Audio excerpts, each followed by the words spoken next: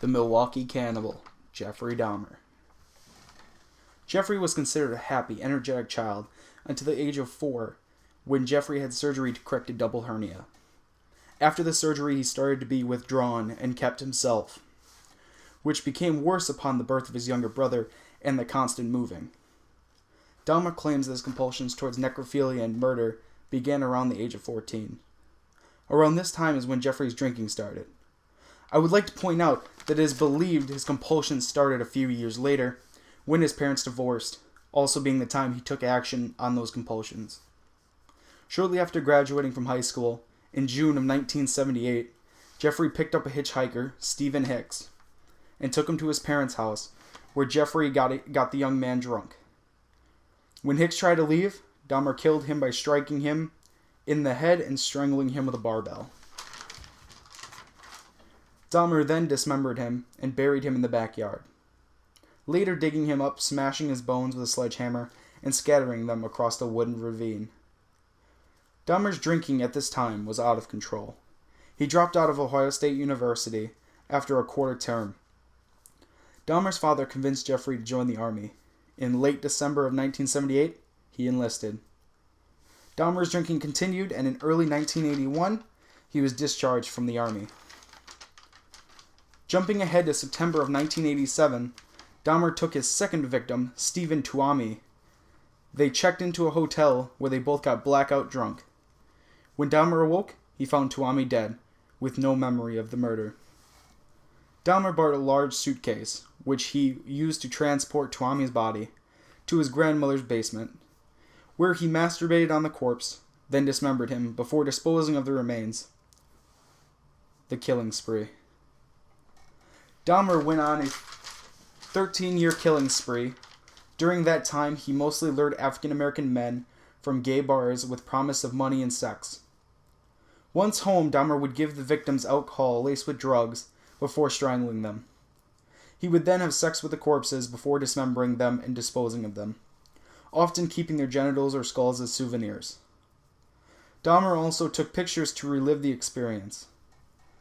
In 1989, Dahmer had a close call when an encounter with a 13-year-old boy, resulting in charges of sexual assault in the second degree. Dahmer pleaded guilty, but claimed the boy appeared much older.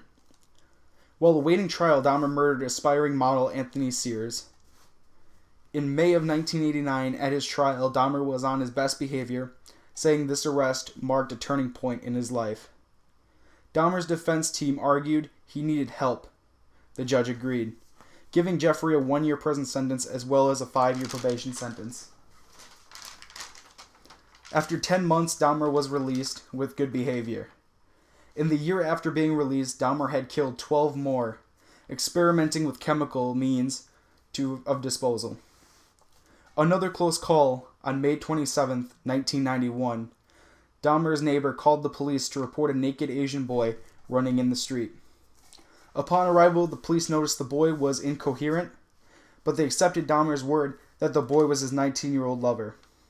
Actually, the boy was 14. The police escorted them home, and not wanting to be a part of a homosexual domestic disturbance, they did a quick search of the home, then left.